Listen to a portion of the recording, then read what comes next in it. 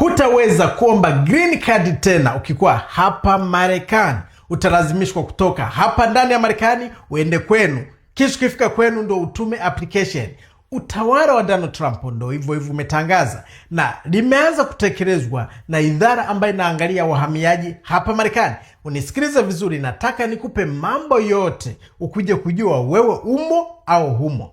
Kawaida mtu akikuja hapa kama ni mkimbizi, unatoka kambini unakuja mpaka hapa Marekani, ulikuwa unaruhusiwa kwamba green card yako ukimaliza mwaka mmoja, ukimaliza zile shindano zote ambazo unapaswa kupimwa, kupewa, ulikuwa unapita unaomba green card. Na mtu ambaye ameitisha mume wake au mke wake, na yeye ilikuwa hivyo hivyo, sio kusubiria mwaka kwa hao, kwa sababu unapofika unakuja wanakuombea green card hapo hapo unapewa green card. Kuna wakati walikuwa wanatoa miaka 2, lakini hivi walikuwa wameshasema mtu watampa green card ya miaka 10 ukiitisha mume wako au mke wako, na watoto ni hivyo hivyo. Na kuna watu wengine ambao sasa wanakuja kama wanafunzi hapa Marekani, kisha wanapita wanagoma hapa. Anakuja kutembelea familia, anagoma hapa. Anakuja kwenye mkutano, anagoma hapa. Anakuja kwenye mazishi au kwenye shughuli zingine zozote zile, kisha huyo mtu anagoma hapa Marekani. Akishaingia hapa ndo anaomba kupata document za kubaki hapa Marekani, ikiwemo employment authorization card ya kumruhusu kufanya kazi. Kisha anapita naomba green card ili aone kama anaweza kuwa permanent residence kama watu wengine.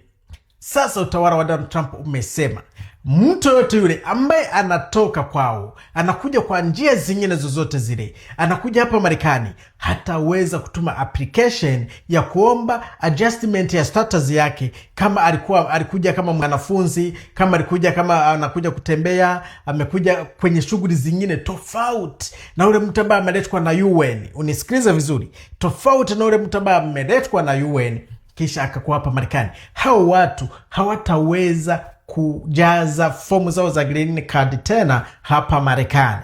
Ina maana gani? Inamaanisha kwamba utapaswa kurudia kwenu kule ulikotokea, kisha ndo utume application kwenye ubalozi wa Marekani huko. Kama unavyojua ni mara chache tu ili wakuje kukuitikia kurudia hapa Marekani. Lakini kama wewe umekuja kama mkimbizi kutoka kule kambini, umefanyia kila kitu, hiyo sheria haikuangalii tena. Ila kama unajua ulifanya makosa, kama unajua kuna makosa kwenye kesi yako, au kama unajua kuna vitu ambavyo havieleweki kwenye kesi yako, na wewe unaweza kuwa mtu mmoja katika watu ambao wanaweza kuambiwa utarudia kwenu. Kwa mtu yote yule ambaye anajua ana ndugu yake ambaye anataka kuitisha, au na mtu ambaye anataka kusaidia kuja hapa, ni vizuri tu aelewe atalazimika kutoka hapa Marekani ndipo arudie kwao aombe hizo process. Ni vitu ambavyo vinashangaza na ni vitu ambavyo vita affect mamilioni ya watu hapa Marekani, kwa sababu watu ambao wako na status za ukimbizi, wako wanatafuta hifadhi hapa na permanent residence card, ile green card, ni wengi sana. So wewe kaa ukiwa unajua kama uko hapo kinyume na sheria, ujue jinsi gani ya kudili navyo. Ukipata hera, angalia jinsi gani unaweza kuwa unajenga kule, ili wakikufukuza ujue unaweza kuwa na kianzio cha maisha. Kama unajua uliwahi kupata shida hapa Marekani,